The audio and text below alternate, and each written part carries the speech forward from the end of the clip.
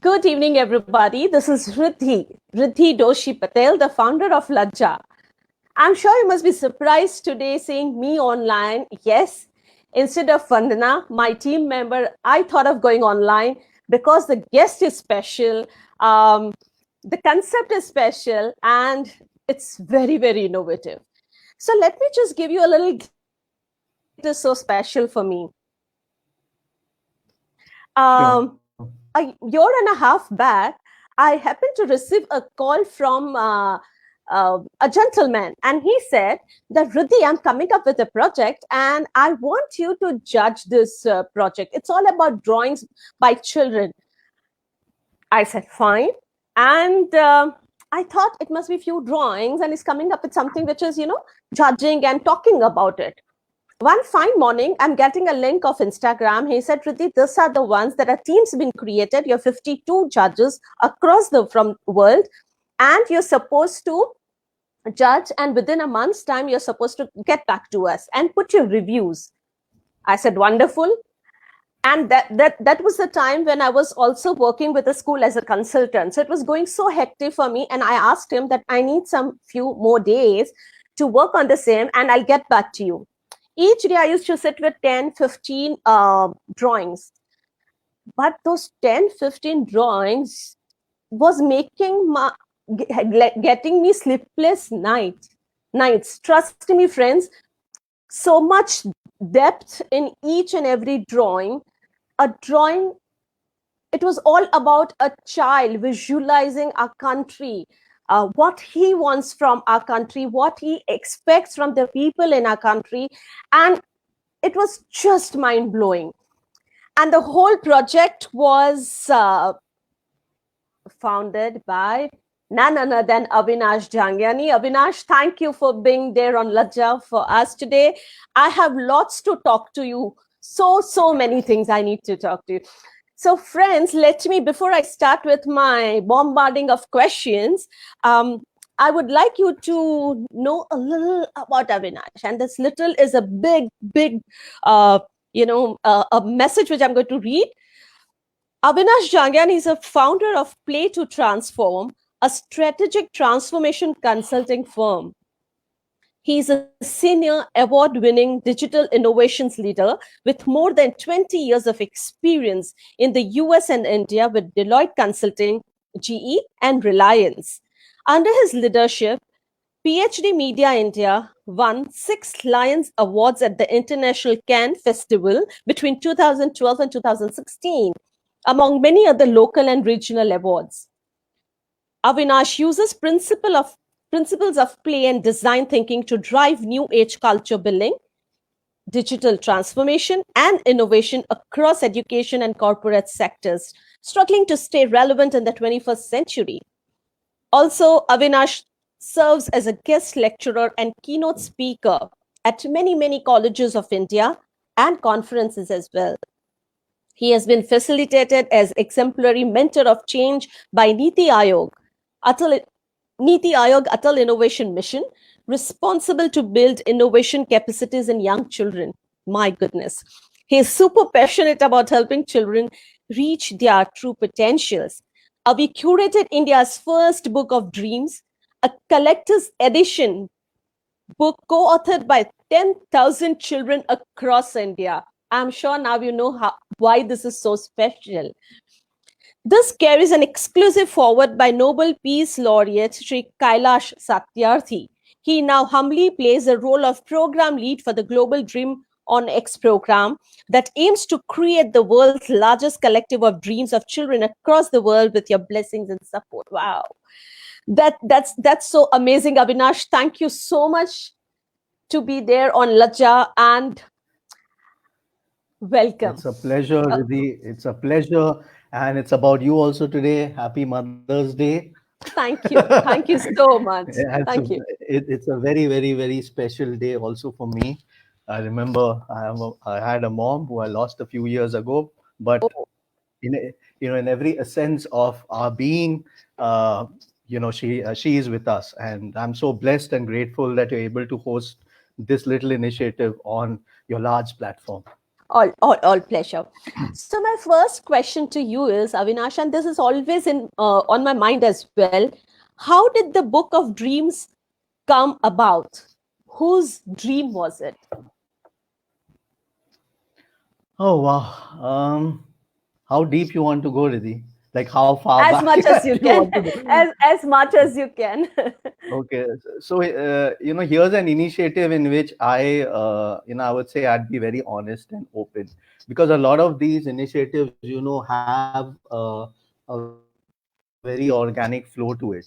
If you're asking me a dream, I don't think it was a dream. I think it was a lot of things which happened, over my experience, also as a kid. And my mom, I have to say, has played a very, very crucial role in just allowing me to daydream, uh, just allowing me to be the way I am. And is why I think after all these years of experience which I have in the so-called corporate world, this initiative really has offshooted out of this kind of thinking. And I think we are all, if you add up all our experiences, is who we become, right? And I'll give you a simple example of where this actually began. um, After I was selected as one of the advisors on the Niti Aayog's Atal Innovation Mission, I started working with underprivileged children. As such, I had no experience working with children other than my kid, and I used to play a lot with him. But other than that, as I began working with them, it was about 6 months down the line.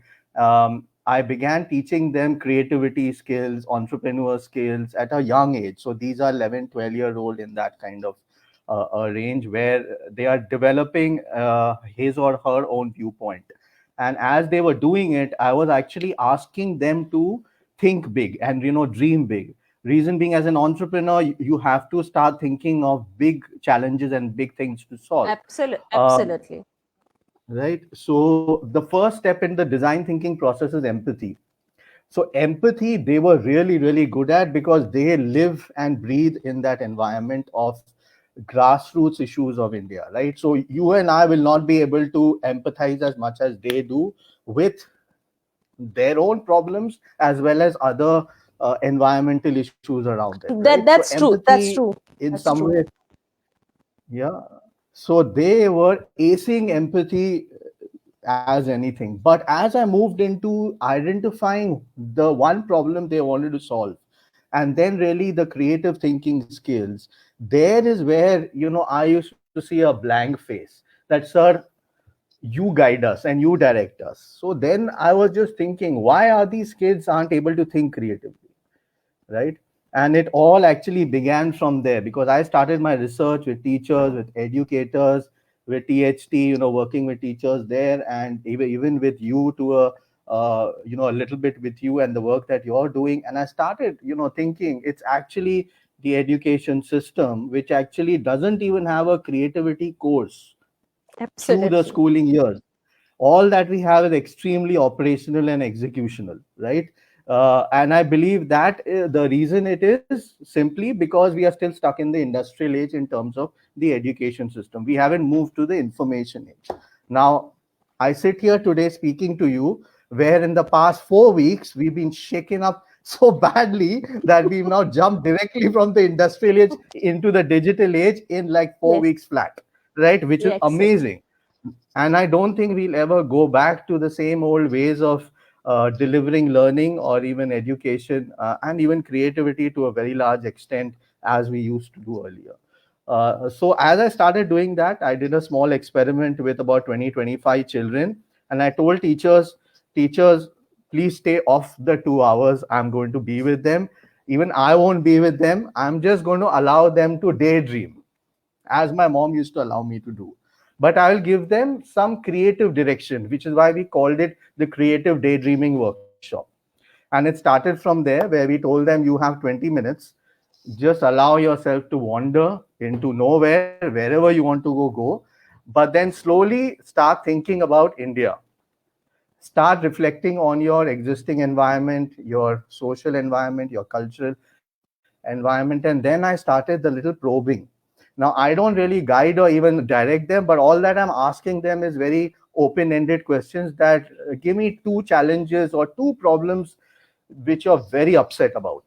And it could be at home, it could be in school, it could be with your friend, could be anywhere. And the idea was to ask them these questions to allow them to open up and express themselves. And what I started seeing in their eyes and their form of expression, I was getting goosebumps. I was like, how am I going to handle this? Because they were going crazy and they I, understand. I can so relate to this, because I still remember when I was judging the some drawings. It's still Yeah, on my mind. Few of them yeah. actually.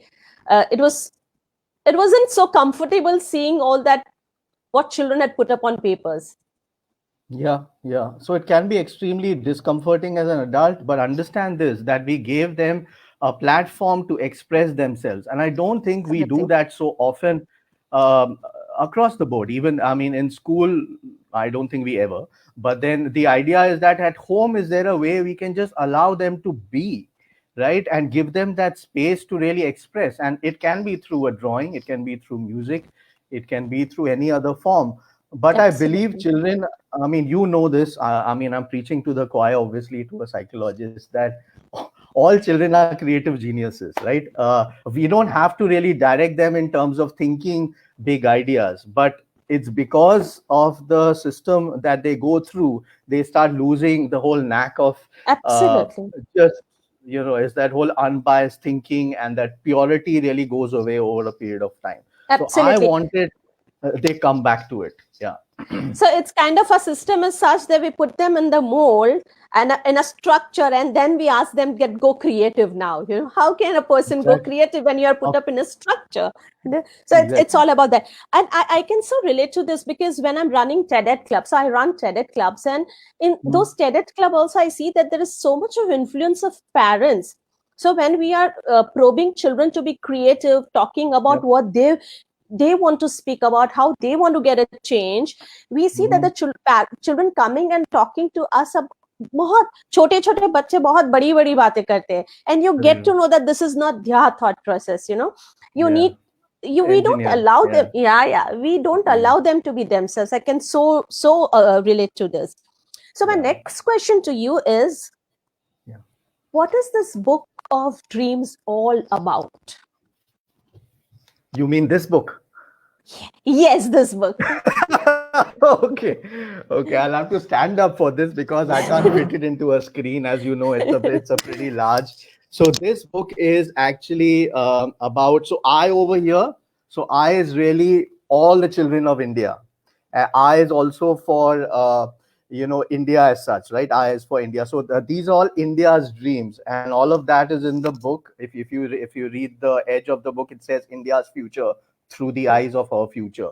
And I mean, I say her future because we know that India, Mother's Mother, Day, yeah, right? Yeah. absolutely. So the whole idea is that how do we represent the dreams of India, right? Here's what it will become in a way that adults understand it, right? So the way this book is structured is that this book is about children's dreams. It's about children visualizing the future of India, but then it's structured in a How way that beautiful. adults can understand, right? I'm sorry, I mean, it's so heavy. It's like a 2.5 kg book, as you know. So I'm allowed. I can't even flip through it with one hand, but I'll just I talk through it. Okay. So the idea was that how do we, accept these children's dreams as design inputs to the transformation process that we are all adults are looking for in a single line statement, right? Because these dreams are, yes, inspirational, but as you know, you've been on the jury, they all have some very specific design inputs if you're able to interpret them well, right? And as you've seen, we've actually now selected 150 dreams out of the 15,000. So Yeah, you're yeah. only seeing a very small number of dreams, but the most diverse, the most unique dreams which talk about all challenges, aspirations, and dreams of children of India, right? I mean, I wouldn't say best dreams because every child's dream is special to us in the project, Absolutely. and Absolutely. I know that you and other jury members also reverted saying, how are we going to judge these dreams, right? And who are we to I really remember judge that. dreams, And you were too right? patient with all of us, in fact, to give us time and So actually, I said, get in sync in. yeah. Yeah, so the reason why I didn't do this is because I didn't want to judge it. I said, listen, I'm just going to get 50 people and ask them to do it because I will not be able to do it. In the last year or so, as we were, gathering these dreams, every night I haven't slept, almost every night. And I mean, it's like a responsibility when you have 6 suitcases of hand drawn, written, and artworks in your home. It's like it's extremely you have this whole energy of these children right with you, and they've actually invested those 2 hours in sharing a dream which is a visual representation of their future, in a way that I don't know if they have ever been able to do this anywhere else, right? So in some ways, we I had to be absolutely sure that I get the right people on board and they have the right ways of thinking about this whole initiative, in order to create this book. And then, of course, we then aligned it to the UN's Sustainable Development Goals, because today, everything is about sustainability, Yes, yes. right from women empowerment through green To technology and all everything. of Yeah, that. yeah. Yeah. So we wanted to make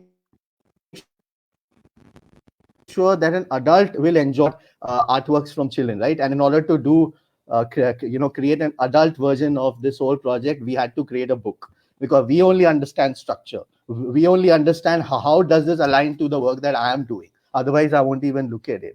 So if you look Yes. at the book, it's we say data is the new oil in the digital world. I'd say dream is this oil, right? So it's like a source of data. You can now use it and create any experience you want, right? You can also influence your own ways of thinking, your own organization, build design inputs to your transformation which you're going for. How Right. nice.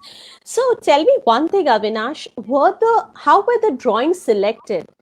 How did the children participate? Was it open for everybody, or how was the selection done at your end? Every drawing was welcomed, or few students were asked to do it. How was it? Yes, so we started this around Children's Day, which is almost, say, 2 years back.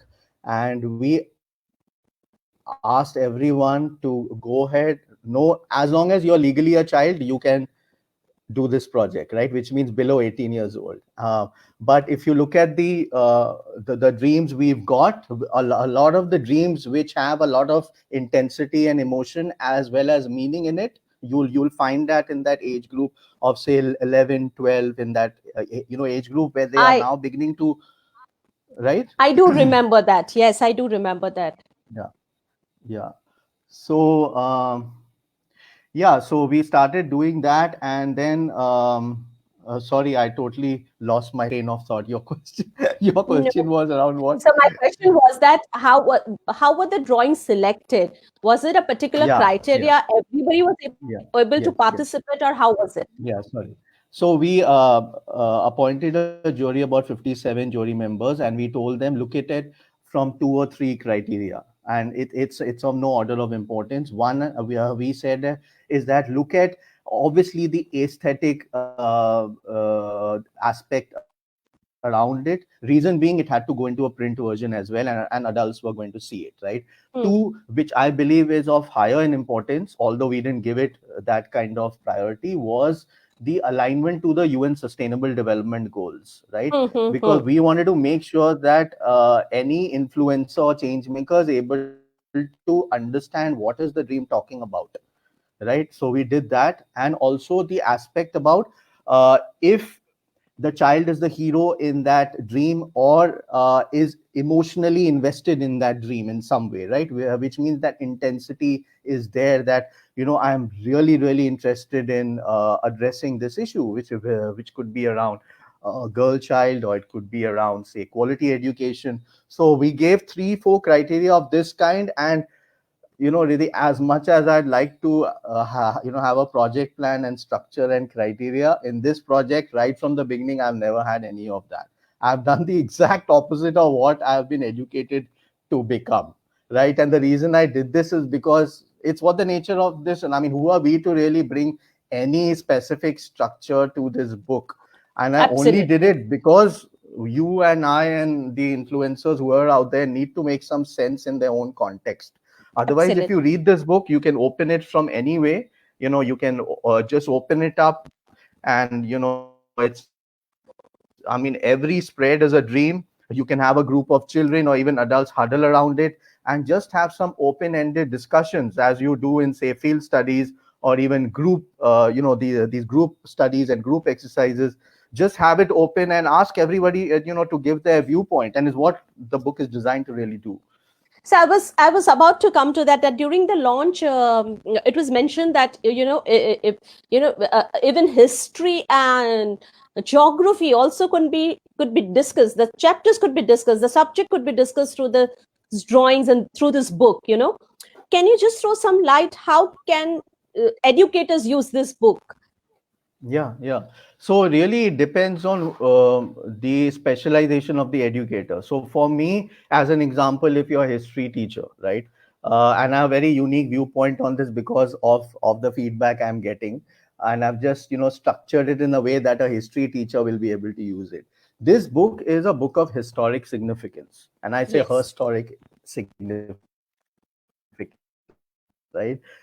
The reason I say this is because, see, if you read any history book, it's one author's or one historian's viewpoint on what the history is.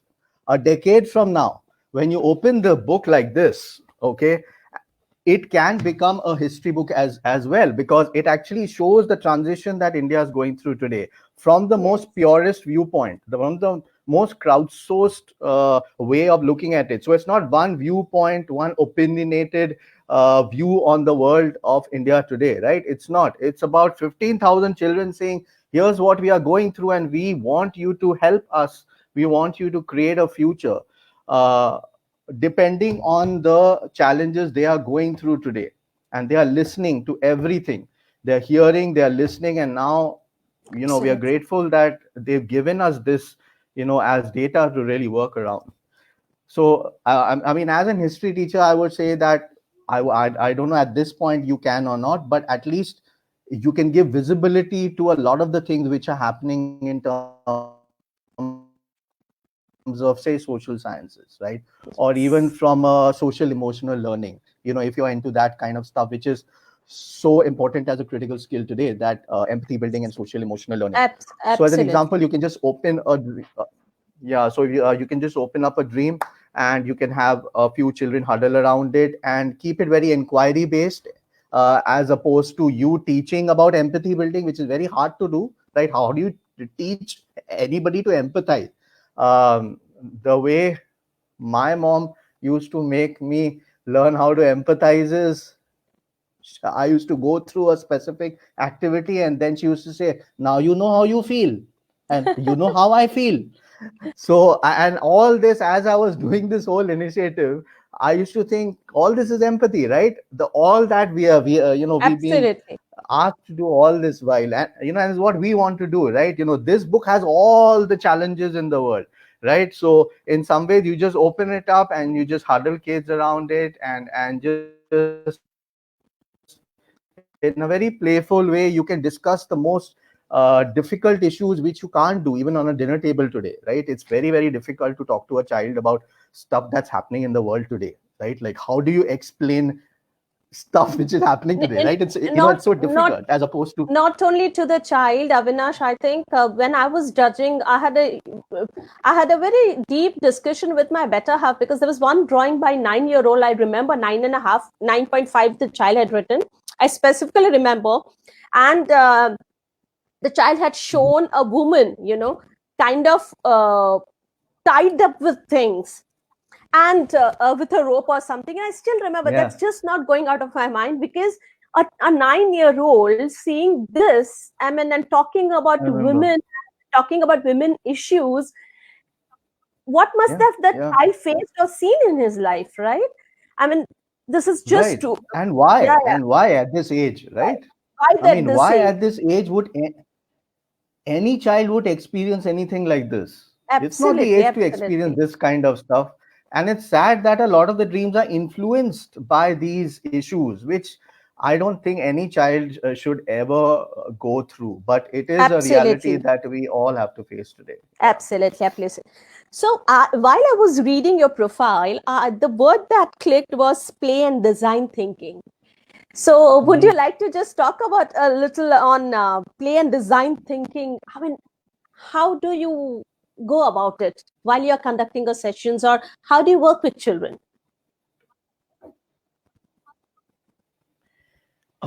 My inspiration for starting Play to Transform was actually my kid, and I'll help you understand how this started. As a dad, we are all discovering how to be a good parent, right? As a dad, as a mom, because everything is changing today, right? You and I are also doing that. Irrespective of the experience you have with the whole world, you might be a psychologist or teacher, but when it comes to your kid, it's a challenge, right? It's Yes. always a challenge.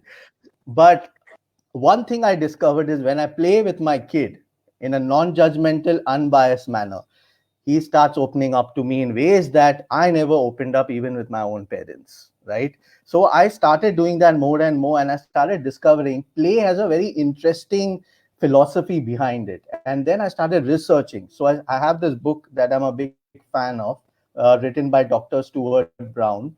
And he's written this book called Play. So, and then I started reading that. He's articulated a lot of this stuff about the whole notions of play, and then obviously in the education system you have a lot of people who've been speaking about play, but I wanted to really understand how does play impact a child's brain. And once I started understanding that, I was wondering, can we are these skill sets or ways of doing things as a child transferable to adults? Is there a way to really do that? And then I started reading that it is actually a place, it's actually a state, a play state, or an inner child, as we say, is actually a state that you can trigger it anytime you want, doing some exercises and workshops. So we started Yes. designing workshops around play. And I got exposed to Lego Serious Play, which you may have heard of as a toolkit. It's a great Yes. toolkit Yes. for adults. I was playing Lego with my kid as well. So I started looking up and I was wondering, why don't we have Lego for adults? And then I discovered a Serious Play. And I started doing workshops with them. And I started discovering that moment you bring these kind of play items in front of adults, they start behaving like children automatically. And here's what starts happening, right? Yes. You start untapping your inner child that has been unexposed all these years. He's hiding or she's hiding inside you, right? But the moment I give you a toy, and I do, Yes. and which is why we enjoy playing with our kid, we just open up in ways like we feel, I mean, I can't explain, like happiness to the ultimate level, right? And is what I wanted to bring to the workshop. So I started doing that with Lego, with a few of the games I started creating. But I said, listen, there's going to be a three-step design-led process. The first thing will be empathize, right? Design thinking is starts with empathy first, but we will first empathize with ourselves. So the Hmm. biggest problem that most educators and instructors, whether it's higher ed or primary school, any education, they have not yet empathized with themselves, and they go around teaching empathy to the whole world. Okay, they haven't even discovered who they are as individuals, and then they expect the child will empathize. So the first step we started doing was self discovery, reflection, and sharing. We do Oh, that wow. first in the workshop. Yeah, so it now you might obviously know this because you have that kind of professional background, but I didn't. I've discovered this and I've used it, practiced it, and improved on it. I'm still improving. With my kid also, I do it every day and he gives me a hard time. But as soon as we do that, and I know that I am now at the same wavelength with the trainees or the people who are in the room, then I start doing the creativity and the problem solving exercises. Because until they haven't really opened up with themselves, how are they going to empathize with the individual they are trying to solve the problem for? It's Absolutely. not going to Absolutely. happen. Hmm. So in some ways, play and design is really this. A lot of people are doing play in their own way. A lot of people are doing design thinking in their own way, but we've actually merged it together because we feel that if you're able to do play enable design thinking or problem solving, then you accelerate the problem solving process. You can How really nice. Yeah, Nice. so it's some way to stimulate your inner child. Yeah. Wonderful, wonderful. So, I wanted to know one last question to you, Avinash. What is your dream for this book? Okay, heavily loaded question.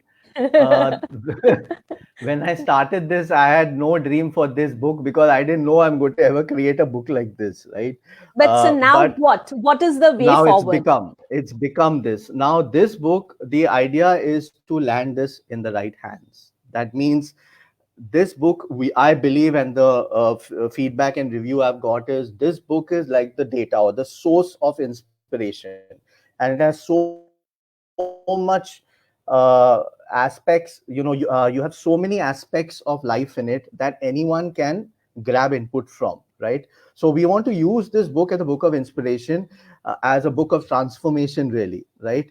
In a very strategic way. Now obviously you have to apply it in your own context and see and use your creativity to really use these dreams which are in there, which are artworks and write-ups as well, and the sustainability goals, to apply it in your context. Now it can range from an educator, or it can go right through, say, the government, or we've actually, as I was saying earlier today, that we've shared some um, we have we've shared free copies of this book to all the governors of all the states, and free to all the museums and libraries. So Wow. 400 500 copies have already gone out, because we wanted this to be accessible to everyone, so you can just walk into a library.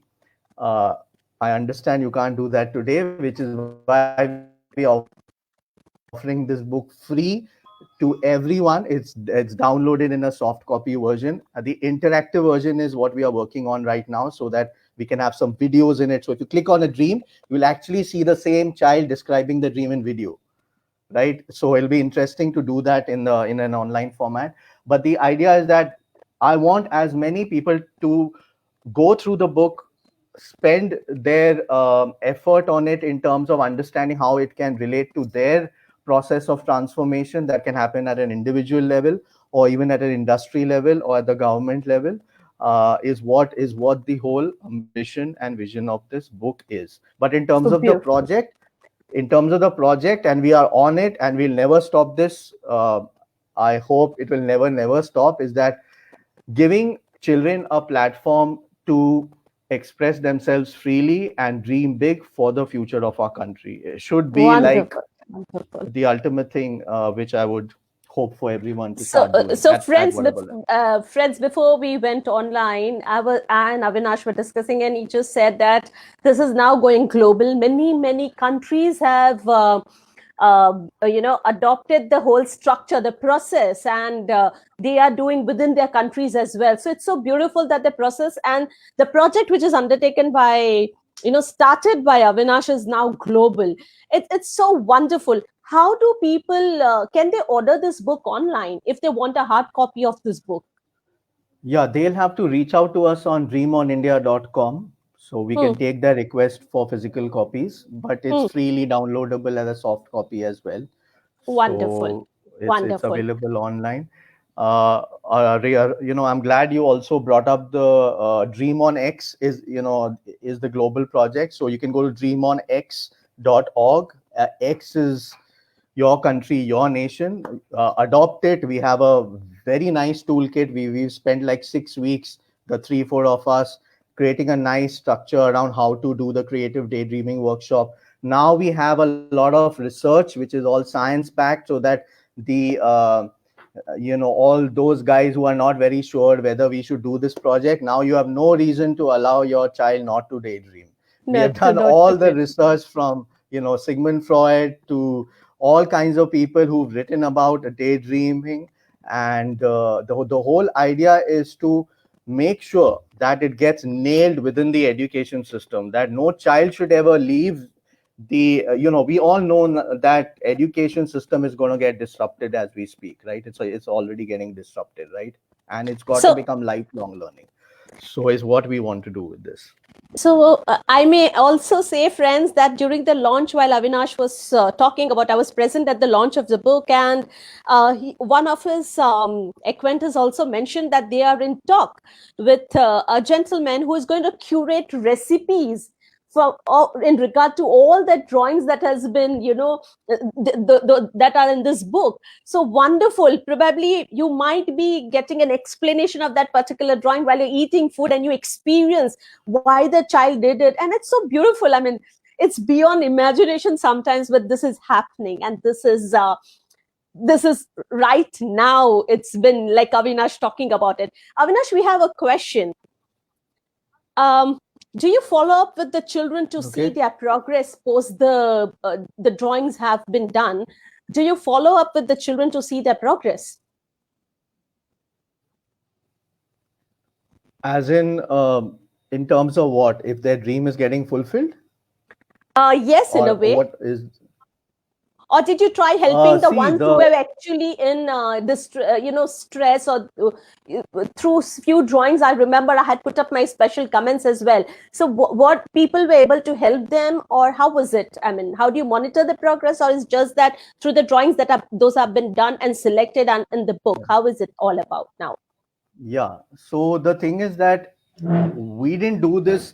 I mean, as I told you, this whole project has grown organically, and a lot of people get confused when we say dream on India, right? They think it's about helping children dream about their own future. No, Hmm. which you'll find a lot of competitions and people asking you to do that. The problem with that is children's dreams also change over a period of time, right? Absolutely, it does. It does. Which is why we stayed away from that concept. We said, let's visualize a future from the future of India. Okay, so the future of India from the future of India, right? Which is important because we wanted to understand the transition which is happening in this, in India today, and we wanted to create this whole visibility as an eye opener that children are getting impacted. They're getting influenced by our ways of doing things and the way the social environment is built around us, right? Which is what the objective was. So we are very grateful for the children to give us this at the end of the day. So we are not trying to solve a problem which the children have given us, but we actually help them open up and self-express is what we've done. And we know that because the dreams are like proof of that, right? And all that I have requested is the NGOs and the schools to do is keep doing this on a regular basis, because the child, you never know what the child is going through at home maybe, or even in school. So it's not a one time effort. We've just kicked this off as a daydreaming experiment. At the end of the day, So it's a you beautiful. as an adult, your responsibility is to give the space. Yeah. It's so beautiful that you've just opened up a channel. A channel for children to be Yeah. creative, daydream, and I mean, just visualize the things. It's so beautiful. Friends, I'll be putting up the link once the chat is over, the live we go offline. Follow Dreams on India, follow Lajja Being a Woman. And Avinash, once again, thank you so much. Thank you so much for coming online, sharing, A pleasure. Pleasure. sharing about the book, because it's kind of an honor to be associated with this whole project. And Yeah. seeing my name there, I felt so satisfied that at least I'd done a little bit in this whole thing, or a whole channel which you opened up for children. Hi. That's my kid. And yeah, and he keeps saying, you stole the idea from me, Dad. So I'm saying, please produce more ideas so I can share them with the world. Super, super. Yeah, Thank so you I'm so really, really much. Thank grateful, you. Riddhi, that you've done this. And thank you so much. Thank you so much. Thank you. Bye bye. Okay. Bye bye. Thanks.